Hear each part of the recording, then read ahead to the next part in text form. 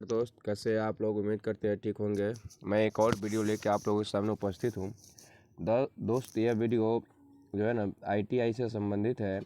इस वीडियो में हम समझेंगे कि बिहार में कुल कितने सरकारी आईटीआई है और सरकारी आईटीआई में कौन कौन से ट्रेड शामिल है और किस आईटीआई में कितना सीटें हैं और किस ज़िला में कितनी महिला आईटीआई है, उस सब के बारे में समझते हैं। तो आइए दोस्त वीडियो की शुरुआत करते हैं। सबसे पहले आप नए हैं तो इस वीडियो के एक बार इस चैनल के बारे आप ज़रूर सब्सक्राइब कीजिएगा। देखिए दोस्त, यहाँ पे लिखा हुआ है औद्योगिक प्रशिक्षण संस्थान प्रवेश प्रतियोगिता परीक्षा 2023 ITI CAT 2023। यह दोस्त प्रोस्पेक्टस यह विवरण पुस्तिका है और इसी विवरण पुस्तिका के आधार पर हम लोग बात करने जा रहे हैं।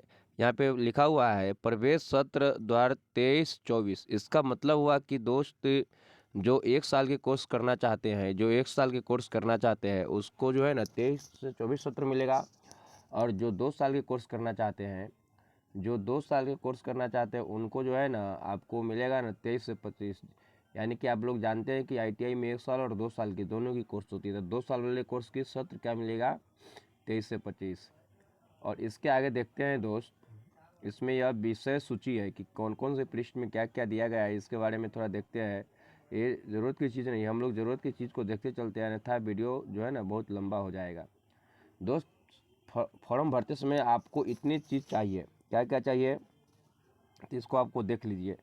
यह जो है ना फॉर्म भरते समय आपको इन चीज़ों की ज़रूरत पड़ेगी, है ना।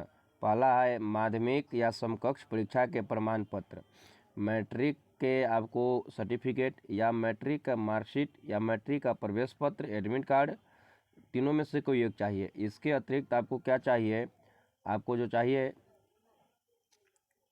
अभ्यर्थी अगर अहरक परीक्षा में सम्मिलित हुए, अगर आप मैट्रिक के परीक्षा में सम्मिलित हुए हैं तो आशय का प्रमाण पत्र की वह किन किन विषयों के साथ अहरक परीक्षा में सम्मिलित हुए हैं, परीक्षा फल अभी तक प्रकाशित नहीं हुआ है। अगर आप आईपीआरिंग में भर रहे हैं तो उन चीज़ों की देने की ज़रूरत नहीं है। जाति प्रमाण पत्र चाहिए आपको फॉर्म भरने के लिए। जाति प्रमाण पत्र के बाद अगर आप ईडब्ल्यूएस में हैं तो आपको आर्थिक रूप से कमज़ोर वर्ग के सदस्य हैं तो आपको जो है ना ईडब्ल्यूएस सर्टिफिकेट चाहिए। उसके बाद चरित्र प्रमाण पत्र चाहिए। जो है ना ये जो है आपको स्कूल वाला चरित्र प्रमाण पत्र भी, उससे भी काम चल सकता है। उसके अलावा आपको एक फ़ोटोग्राफ चाहिए। फ़ोटोग्राफ जो है ना विवरण पुस्तिका के अनुसार होगा, हम बताएंगे कि कैसा फ़ोटो चाहिए। उसके बाद जो है ना आवासीय प्रमाण पत्र चाहिए। ये मूल सर्टिफिकेट है जो सभी स्टूडेंट को ज़रूरत पड़ेंगे फॉर्म भरते समय, है ना। आधार कार्ड चाहिए। यहाँ पर जो है ना एक लिखा हुआ है कि आपको जो है ना आधार कार्ड की भी ज़रूरत पड़ेगी। तो यह था आपको फॉर्म भरने से संबंधित मुख्य सर्टिफिकेट जो आपको चाहिए। आप संस्थान एवं जिला संबंधित जिला संस्थान के पाठ्यक्रम उपलब्ध सीटें देखते हैं। जो ज़रूरत की चीज़ें होंगी उसको हम लोग देखते चलेंगे। इसके बाद इसमें आरक्षण की बात की गई है। तो आरक्षण की बात जो है ना आप लोग समझते हैं कि कितना % कैसे आरक्षण मिलता है। आरक्षण के बाद हम लोग सीधे बात करते हैं परीक्षा के पैटर्न पर। यह बहुत ज़रूरी है दोस्त, इसको समझना बहुत ज़रूरी है। परीक्षा के पैटर्न को समझना बहुत ज़रूरी है। देखिए यहाँ पे लिखा हुआ है कि परीक्षा के लिए एक ही वस्तु पूरक प्रश्न होंगे, यानी ऑब्जेक्टिव टाइप क्वेश्चन होगा, जो क्या है कि 2 घंटा 15 मिनट का होगा। परीक्षा के समय 2 घंटा 15 मिनट का होगा और परीक्षा का पूर्णांक जो होगा ना आपको 300 मार्क्स का होगा। 300 मार्क का क्वेश्चन होगा, प्रश्न होगा, सॉरी दोस्त, 300 मार्क्स का जो है ना एग्ज़ाम होगा। 300 मार्क्स का एग्ज़ाम होगा और प्रश्नों की संख्या कितनी है 150 है। 150 प्रश्न रहेंगे और कुल 300 मार्क्स के रहेंगे। यानी कि एक प्रश्न के लिए 2 सही अंक मिलेंगे। यानी कि एक प्रश्न के लिए आपको 2 सही अंक मिलेंगे। तो इस तरह से परीक्षा का ये पैटर्न है। और इसमें देख रहे हैं कौन कौन से सब्जेक्ट शामिल है। तो इसमें आप देख रहे हैं गणित यानी कि मैथमेटिक्स दोस्त जो है ना मैट्रिक स्तर का है। मैथमेटिक्स के 50 प्रश्न होंगे, सामान्य विज्ञान के 50 प्रश्न होंगे, सामान्य ज्ञान के 50 प्रश्न होंगे और तीनों मिलाकर के 300 अंक के होंगे। और तीनों जो है ना मैट्रिक लेवल के रहेगा, यानी कि 9th और 10th से मिलाकर आपको प्रश्न पूछे जाएंगे। परीक्षा में आपको 9th और 10th से मिलाकर प्रश्न पूछे जाएंगे। इसके अतिरिक्त और देखते हैं आगे क्या है। वो परीक्षा का पैटर्न था। यहाँ पे कुछ इम्पोर्टेंट डेट का जो है ना मेंशन किया गया और फोटो की बात की गई। तो इसको हम बात कर लेते हैं दोस्त। यहाँ पे जो है ना कि ऑनलाइन रजिस्ट्रेशन स्टार्ट डेट, यानी कि आप 15 से फॉर्म भर सकते हैं। 15 तारीख से आप क्या कर सकते हैं कि फॉर्म भर सकते हैं 15 तारीख से। आखिरी डेट है दोस्त 13/5, यानी 13 तारीख के बाद आप फॉर्म नहीं भर सकते। 13 मई के बाद आप फॉर्म नहीं भर सकते हैं। आप पेमेंट का डेट जो है ना 14/5 है। 14/5 तक आप पेमेंट कर सकते हैं क्रेडिट कार्ड से, यूपीआई से, डेबिट कार्ड से।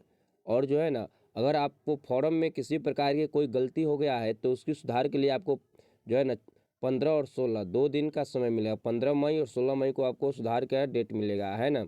ऑनलाइन जो है ना आप एडमिट कार्ड कब से डाउनलोड कर सकते हैं, तो 1 जून से आप एडमिट कार्ड डाउनलोड कर सकते हैं।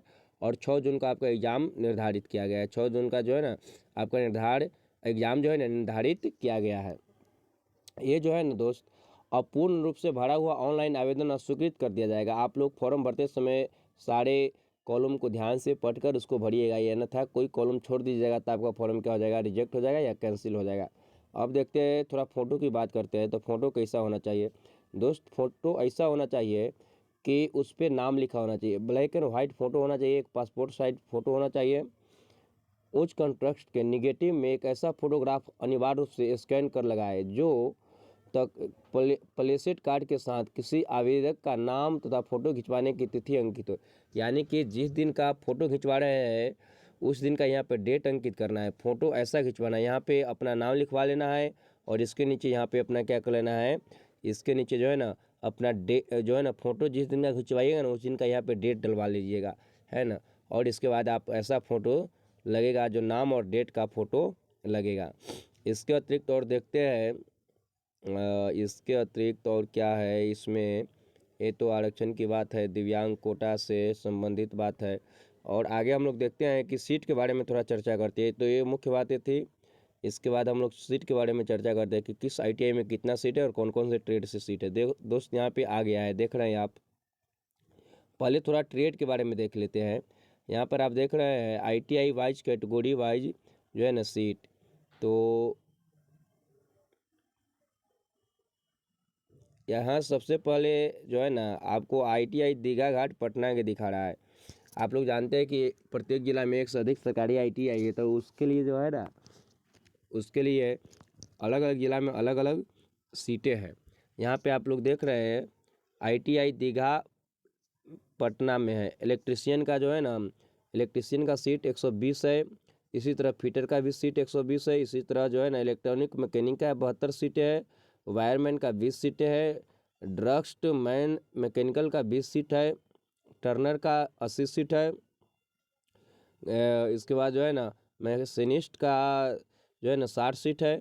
इसके बाद जो है ना इसके बाद आप लोग देख रहे हैं कि वेल्डर का भी 160 सीट है। इस तरह से बहुत सारा सीट होता है आईटीआई में दोस्त। बहुत सारा ट्रेड होता है, 1 साल का, 2 साल का। यहाँ पे ये भी लिखा हुआ है कौन कौन से जो है ना ट्रेड 1 साल का है, कौन कौन से ट्रेड 2 साल का है। तो आपको जो चूज करना होगा उस काउंसलिंग के समय कर लीजिएगा। इस तरह से सभी आईटीआई में इतने सारे सीट होते हैं और अलग अलग प्रकार के सीट होते हैं। एनसीवीटी के भी होते हैं और सीवीटी के भी होते हैं। तो हम डायरेक्ट सीधा सीट की बात करते हैं कि किस जिला में कितना सीट है। अगर हम पटना की बात करें तो पटना में टोटल सीट कितना है उसको देख लेते हैं थोड़ा। पटना में टोटल सीट जो है ना 2116 सीट है। 2116 सीट है। पटना के बाद बात करें अगर पटना के बाद बात करें गया में, तो गया में टोटल सीट जो है ना गया में टोटल सीट 1100 है। गया में टोटल सीट कितना है, 1100 है। और गया के बाद बात करें अगर हम लोग भागलपुर में, तो भागलपुर में टोटल सीट 1152 है। टोटल सीट कितना है, 1152 है। भागलपुर के बाद बात करते हैं रोहतास में, तो रोहतास में टोटल सीट जो है ना 1068 है। रोहतास के बाद बात कर लेते हैं थोड़ा आप रोहतास के बाद ये कहाँ का है, ये जो है ना बक्सर का है। बक्सर में दोस्त टोटल सीट जो है ना 692 है। बक्सर में टोटल सीट 692 है। बक्सर के बाद ये बात कर लेते हैं मुजफ्फरपुर में, तो मुजफ्फरपुर में टोटल सीट जो है ना 1004 है। मुजफ्फरपुर में 200 टोटल सीट कितना है। आईटीआई सीतामढ़ी की बात कर लेते हैं, सीतामढ़ी 788 है। आईटीआई सीतामढ़ी में 788 है। सारण में टोटल सीट जो है ना, सारण में टोटल सीट कितना है तो 1152 है। सारण में टोटल सीट 1152 है। सारण के बाद अगर बात करें गोपालगंज में तो 6 से 40 है। गोपालगंज की बात करें आपको ईस्ट चंपारण में तो वहाँ पे 1500, ईस्ट चंपारण में आपका जो है ना 1580 है, 1548 है। ईस्ट चंपारण के बाद अगर बात करते हैं हम लोग वेस्ट चंपारण में तो 740 है। उसके बाद बात कर लेते हैं दरभंगा में तो 1080 है। दरभंगा में 1080 है। और इसके बाद मधुबनी में जो है ना 1164 है। मधुबनी में 1164 है। मधुबनी के बाद जो है ना आपको सुपौल में जो है ना 1044 है। कितना सीट है? 1044 सीट है। मुंगेर में आपको जो है ना 928 सीट है। मुंगेर के बाद आपको बेगूसराय में जो है ना 1288 सीट है। बेगूसराय में 1288 सीट है। उसके बाद कटिहार में जो है ना 972 सीट है। कटिहार के बाद अरवल में 572 सीट है। अरवल के बाद आपको ये क्या है कि वैशाली में जो है ना 716 सीट है। वैशाली में जो है 716 सीट है। वैशाली के बाद आपको आ जाइए नालंदा में तो कितना है? नालंदा में आपको 1024 सीट है। कितना है? सॉरी 924 सीट है। नालंदा में 924 सीट है। नालंदा के बाद बात करें कैमूर में तो कैमूर में नालंदा के बाद बात करें कैमूर में 400 सीट है। कैमूर में कितना सीट है? 400 सीट है। पूर्णिया में टोटल सीट जो है ना कि 752 है। पूर्णिया में टोटल सीट 752 है। पूर्णिया के बाद जो है ना सहरसा में टोटल सीट जो है ना सहरसा में 448 सीट है। सहरसा में टोटल सीट जो है ना 448 है। सहरसा के बाद बात करें जम्मू में तो जम्मू में टोटल सीट जो है ना कि 360 है। जम्मू में टोटल सीट 360 है। बांका में टोटल सीट कितना है तो 376 है। बांका में टोटल सीट 376 है। बांका के बाद बात करें भोजपुर में तो भोजपुर में 576 सीट है। भोजपुर में कितना सीट है? 576 सीट है। भोजपुर के बात करें जहानाबाद में तो जहानाबाद में टोटल सीट 336 है। जहानाबाद में टोटल सीट कितना है? 336 है। किशनगंज में टोटल सीट जो है ना 224 है। किशनगंज के बाद बात करें सिवान में तो टोटल सीट जो है ना 448 है। 448 है। और इसके बाद है ना मधेपुरा में टोटल सीट 420 है। मधेपुरा में टोटल सीट 420 है। शेखपुरा में टोटल सीट जो है ना 224 है। शेखपुरा के बाद बात कर लेते हैं खगड़िया में तो टोटल सीट जो है ना 400 है। खगड़िया में कितना है? 400 है। खगड़िया में आपको 400 सीट दिख रहा है। खगड़िया के बाद आप शिवहर की बात कर लेते हैं तो शिवहर में जो है ना शिवहर में 224 सीट है। शिवहर में टोटल सीट कितना है? 224 है। शिवहर के बाद बात कर लेते हैं समस्तीपुर में तो समस्तीपुर में टोटल सीट 800 है। समस्तीपुर में कितना है? 800 है। अरवल में टोटल सीट जो है ना 336 है। और उसके बाद जो है ना औरंगाबाद में टोटल सीट 512 है। औरंगाबाद के बाद है लखीसराय में टोटल सीट जो है ना 200 कितना है? 24 है। लखीसराय में टोटल सीट 224 है।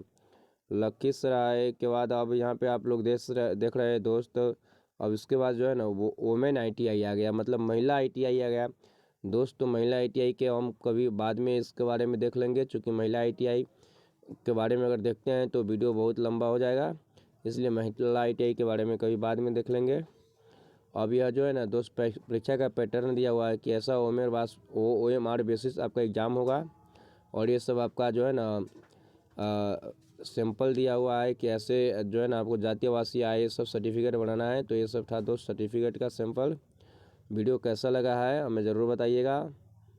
और क्या कीजिएगा कि सब्सक्राइब कीजिएगा। एक बार फिर से हम इसको देख लेते हैं कि आवश्यक बात क्या है दोस्त। इसमें आवश्यक बात में फॉर्म भराने की स्टार्टिंग डेट जो है ना 15/4 है।